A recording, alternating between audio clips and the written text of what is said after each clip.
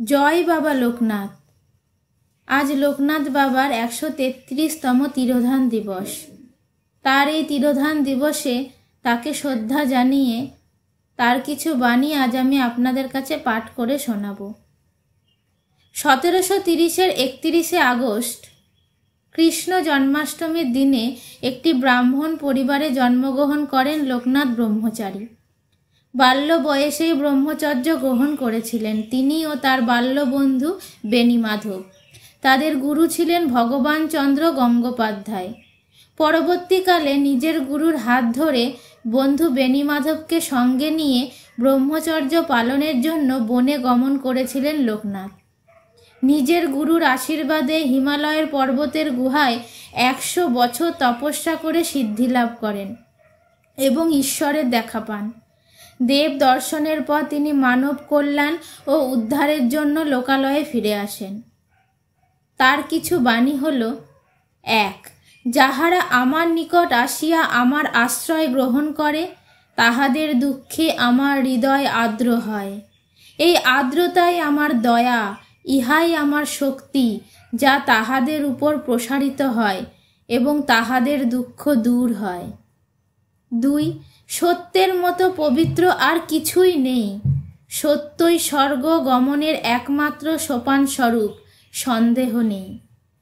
3. অন্ধকার ঘরে থাকিলে তোকে যদি কেহ জিজ্ঞেস করে তুই কে, তুই বলিস আমি। আমাকে যদি কেহ জিজ্ঞেস করে আমিও বলি আমি। নামে নামে এত মিত্রতা হয়, আর আমিতে আমিতে কি কোনো মিত্রতা হইতে পারে না? 4. গর্ব করবি কিন্তু আহাম্মক হবি না। ক্রোধ করবি কিন্তু ক্রোধাদ্ধ হবি না। 5. যে ব্যক্তি সকলের সুহৃদ, যার যিনি কায়মন্য বাক্যে সকলের কল্যাণ সাধন করেন, তিনি যথার্থ জ্ঞানী। 6. যত অর্থ উপার্জন করা, তা রক্ষা করা আর তা ব্যয় করার সময় দুঃখ ভোগ করতে হয়। অর্থ সকল অবস্থাতেই মানুষকে কষ্ট দেয়, তাই অর্থ ব্যয় হলে বা চুরি হলে তার জন্য চিন্তা করে কোনো লাভ নেই। 7. ইচ্ছাই হোক অনিচ্ছাই হোক, যে সন্তান মায়ের আদেশ পালন করে, ভগবান তার মঙ্গল করেন। 8. যে ব্যক্তি কৃতজ্ঞ, ধার্মিক, সত্যাচারী, উদারচিত্র, ভক্তিপরায়ণ, জিতেন্দ্রিয়, মর্যাদা রক্ষা করতে জানে আর কখনো আপন সন্তানকে পরিত্যাগ করে না, এমন ব্যক্তির সঙ্গেই বন্ধুত্ব করবি। 9. দীন দরিদ্র অসহায় মানুষের হাতে যখন যা দিবি তা আমিই পাব, আমি গ্রহণ করব। দারিদ্রতায় ভরা সমাজের দুঃখ দূর করার জন্য সর্বদা চেষ্টা করবি। 10. ওরে, সে জগতের কথা মুখে বলা যায় না, বলতে গেলেই কম পড়ে যায়। বোবা যেমন মিষ্টির স্বাদ বলতে পারে না, সেরকম আর কি। 11.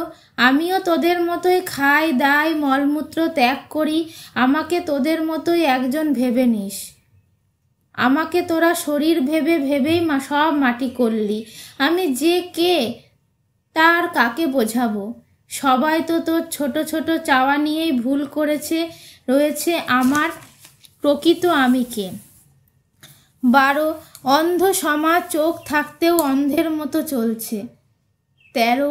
রণে বনে জলে জঙ্গলে যখনই বিপদে পড়িবে আমাকে স্মরণ করবি, আমিই রক্ষা করব। 14. এই বিরাট সৃষ্টির মধ্যে এমন কিছু নেই যাকে উপেক্ষা করা চলে বা ছোট ভাবা যায়। প্রতিটি সৃষ্টি, বস্তু বা প্রাণী নিজ নিজ স্থলে স্বমহিমায় মহিমান্বিত হয়ে আছে জানবি। 15. যা মনে আসে তাই করবি, কিন্তু বিচার করবি। 16. সচেতন হতে হবে, অচেতনায় জীবনের ধর্ম হয়ে দাঁড়িয়েছে। নিরন্তর অভ্যাস এবং চেষ্টার ফলে তাকে সচেতনতায় রূপান্তরিত করতে হবে। 17.